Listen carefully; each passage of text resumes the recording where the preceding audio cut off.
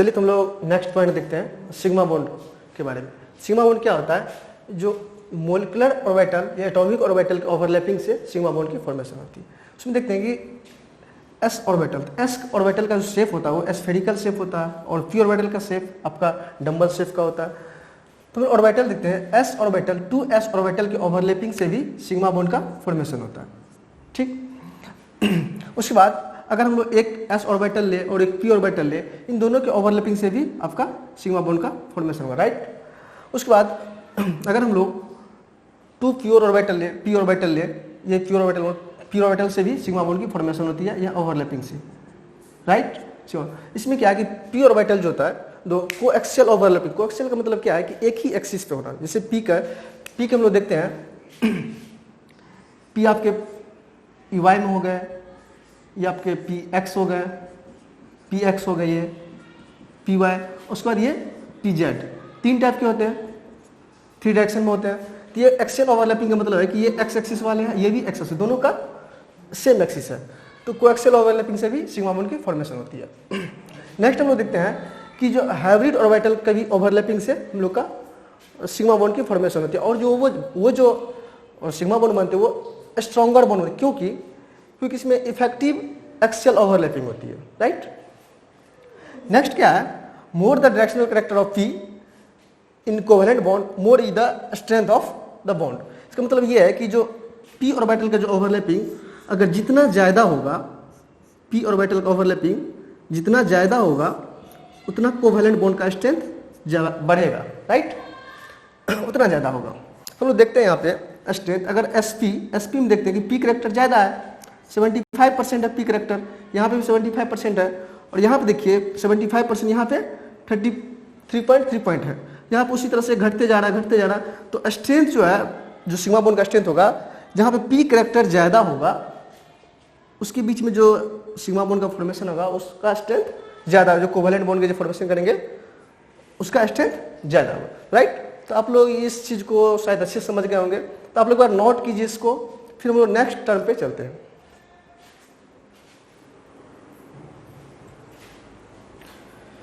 चलिए next point है आपका पाई बॉन्ड।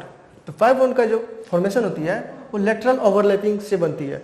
वो पी ऑर्बिटल के, एटॉमिक ऑर्बिटल के lateral overlapping, two p orbital के लेटरल ओवरलैपिंग से पाई बॉन्ड की फॉर्मेशन। एक्चुअली इसमें पाई बॉन्ड में क्या होता है, प्योर पी ऑर्बिटल की ओवरलैपिंग होती है, और आपका जो सिग्मा बॉन्ड था उसमें प्योर ऑर्बिटल तो थे ही, साथ साथ हाइब्रिड ऑर्बिटल से भी सिग्मा बॉन्ड की फॉर्मेशन हो रही थी। इसमें पार्सली ओवरलैपिंग, जैसे कि देखिए एक पी ऑर्बिटल यहाँ पे है, इस पी ऑर्बिटल को हम लोग कंबाइन करते थे, यहाँ पे पार्सली ओवरलैपिंग हो रहा, पार्सली ओवरलैपिंग होके आपका इस टाइप का एक्चुअली बॉन्ड फॉर्मेशन होती है। इसको हम लोग डबल बॉन्ड से भी इस तरह से दिखाते हैं, जो पाई बॉन्ड होते हैं उसमें एक सिग्मा बॉन्ड, एक पाई बॉन्ड, राइट।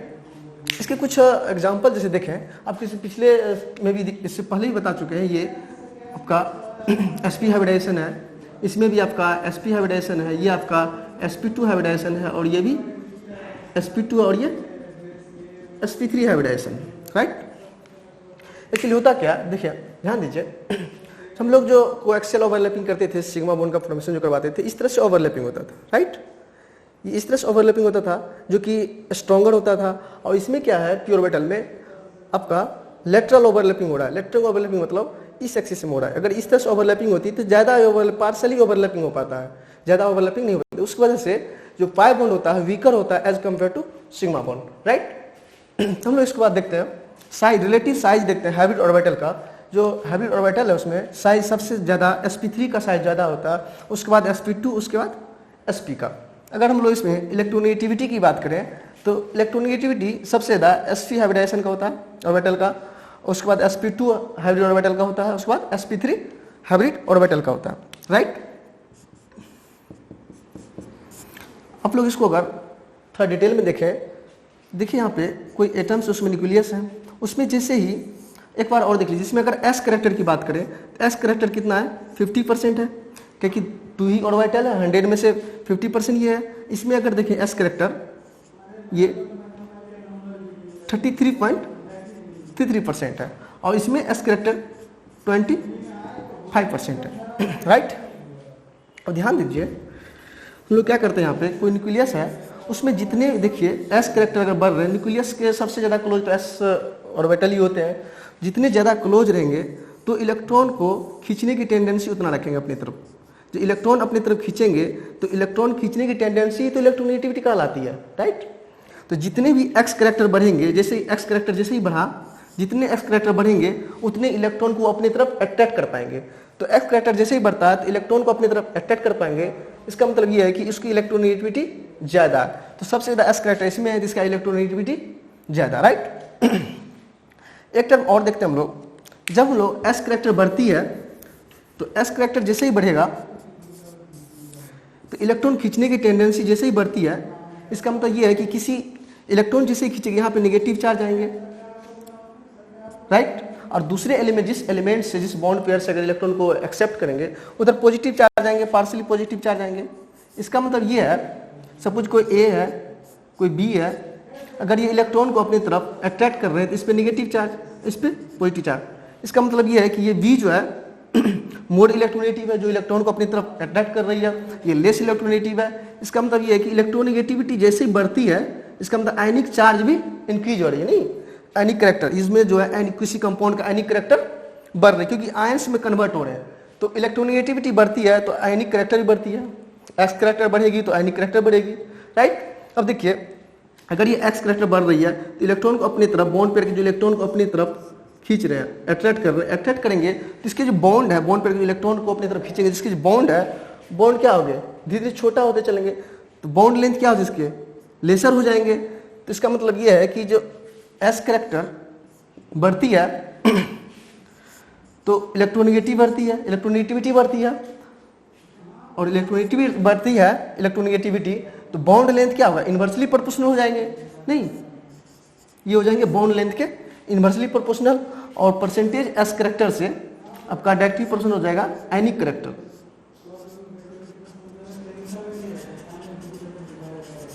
राइट।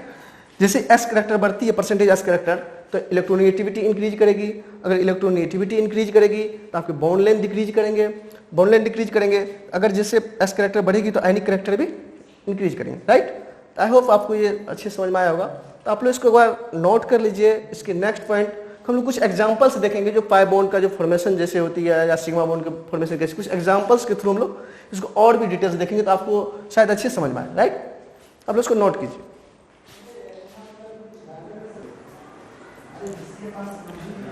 चलिए तो हम लोग इसमें एग्जांपल्स को कुछ रिप्रेजेंट करते हैं।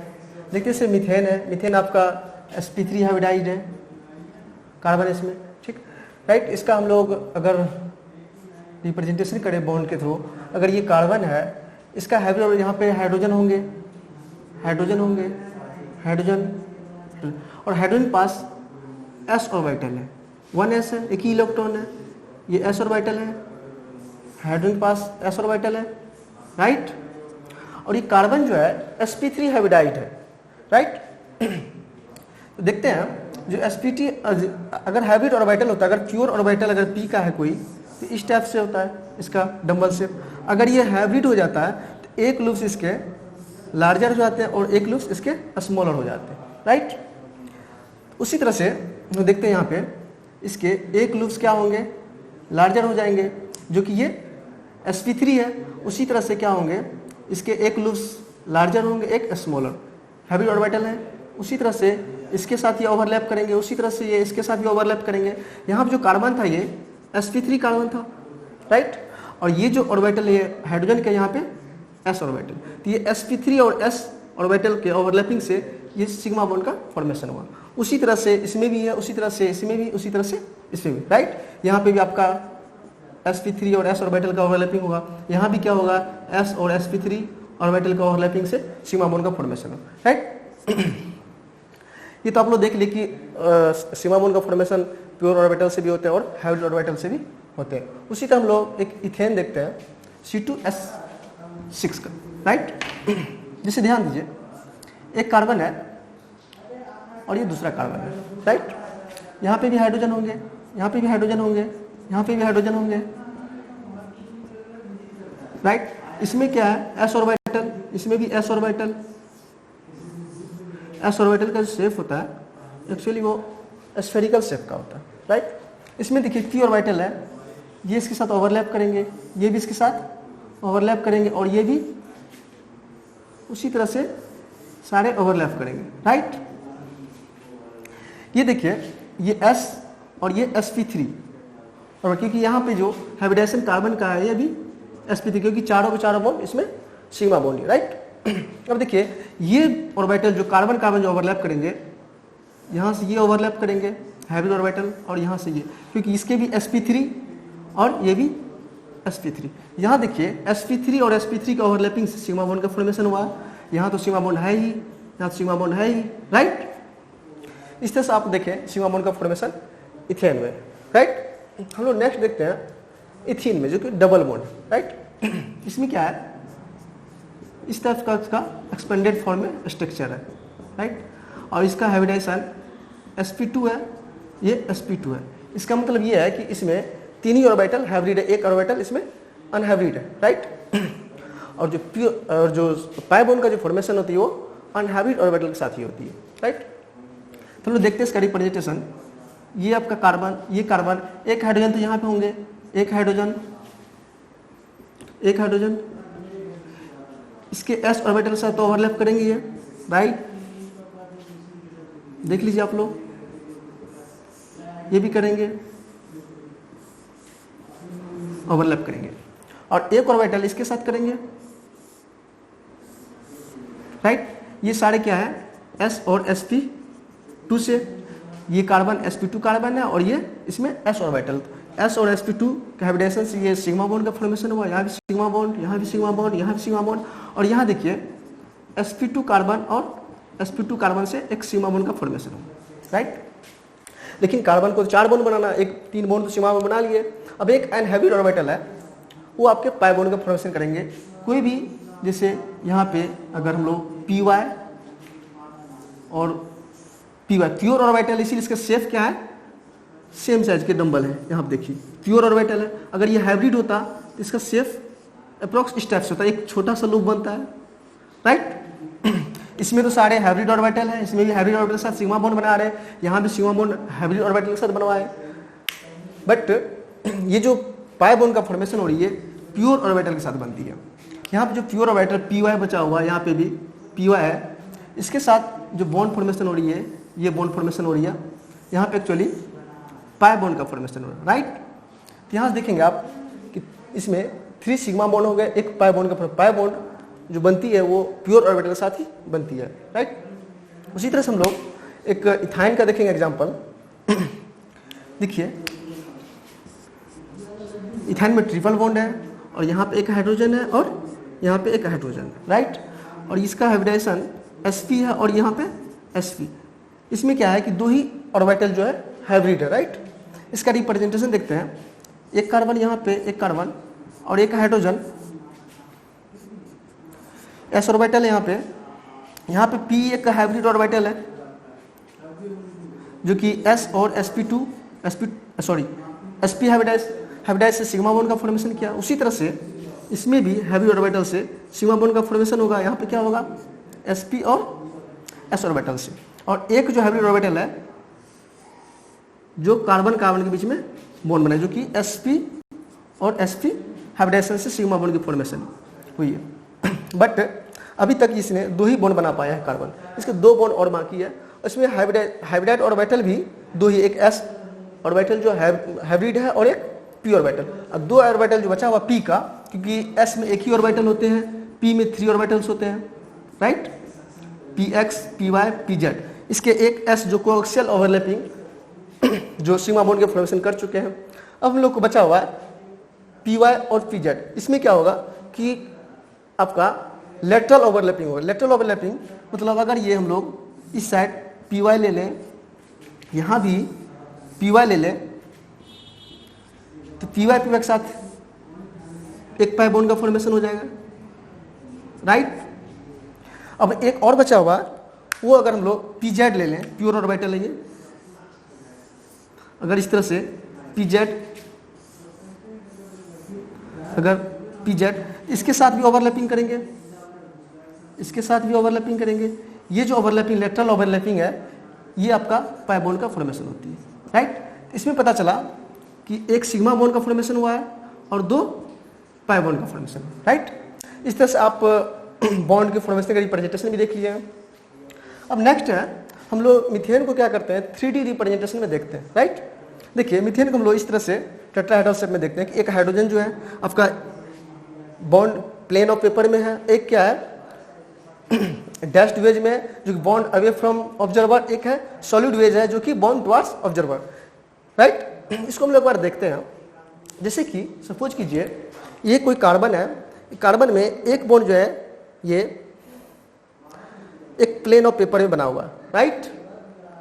सपोज कर लेता हूं कि मैं एक ऑब्जर्वर हूं, अगर मेरे से जो दूर जाएंगे ये अवे फ्रॉम मी है, राइट। अब ध्यान से देखेंगे ये अवे फ्रॉम मी है, ये एक प्लेन में है, एक प्लेन है, ये एक प्लेन में है, पेपर ऑफ प्लेन में है, और ये अवे फ्रॉम मी अगर मेरे से बाहर दूर जा रही है, अवे फ्रॉम मी, इसी को हम लोग बोलते हैं bond away from observer. Observers अगर दूर जाएंगे इसको डैश्ड वेज बोलेंगे। अगर एक बॉन्ड इस तरह से बन रही है इधर जो कि मेरे तरफ आ रही है ऑब्जर्वर की तरफ, इसको हम लोग बोलते हैं सॉलिड वेज, राइट।